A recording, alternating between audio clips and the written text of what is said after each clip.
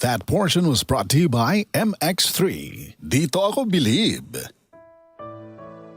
Pagbasa sa Aklat ng Kawikaan, Kabanata 13, Talata 1 hanggang 25. Ang anak na may unawa ay nakikinig sa kanyang ama, ngunit walang halaga sa palalo ang paalala sa kanya. Natatamo ng mabuti ang bunga ng kanyang kabaitan, ngunit ang ninanasan ng masama ay puro karahasan. Ang maingat magsalita ay nag-iingat sa kanyang buhay, ngunit ang taong madaldal ay nasasadlak sa kapahamakan. Ang tamad ay nangangarap ngunit hindi natutupad, ang hangarin ng masikap ay laging nagaganap. Ang taong matuwid ay namumuhay sa kasinungalingan, ngunit ang salita ng masama ay nakakahiyang pakinggan. Ang mabuti iniingatan ng kanyang katuwiran, ngunit ang masamay ipinapahamak ng likong pamumuhay. May taong nagkukunwang mayaman subalit wala naman, ngunit ang iba'y nag-aayos mahirap bagaman sila ay mayaman. Ang yaman ng isang tao ay pantubo sa kanyang buhay, ngunit sa isang mahirap, ito ay hindi nakababahala. Ang matuwid ay tulad ng maningning na ilaw, ngunit ang masama ay lamparang namamatay. Ang kapalaluan ay nagbubunga ng kaguluhan, ngunit ang pakikinig sa payo ay nagbabadya ng karunungan. Ang kayamanang tinamo sa daya ay madaling nawawala, ngunit ang kayamanang pinaghirapan ay pinagpapala.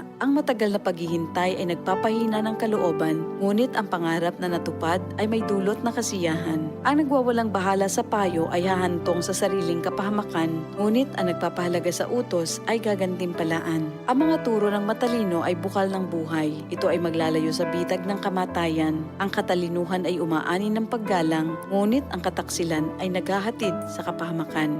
Ang katalinuhan ng isang tao ay nakikita sa kanyang gawa. Sa kilos ay nakikilala ang taong walang unawa. Ang masamang tagapagbalita ay lumilikha ng kaguluhan, ngunit ang mabuting tagapamagitan ay lumulutas ng alitan. Kahihiyan ng kasasadlakan ng hindi nakikinig sa saway, ngunit ang tumatanggap ng payo ay mag-aani ng karangalan. Ang pangarap na natupad ay may dulot na ligaya, ngunit ayaw iwan ng masama ang kasamaan niya. Ang nakikisama sa may unawa ay magiging matalino, ngunit ang kasama ng mangmang ay masusuong sa gulo. Ang hinaharap ng masama ay kahirapan sa buhay, ngunit sagana ang pagpapalang sa matuwid ay naghihintay.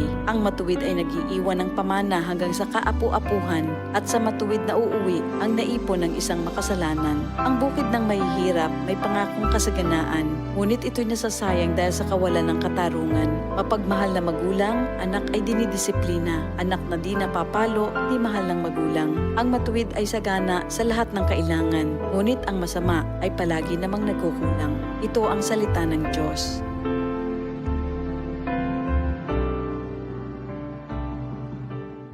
DCXL 5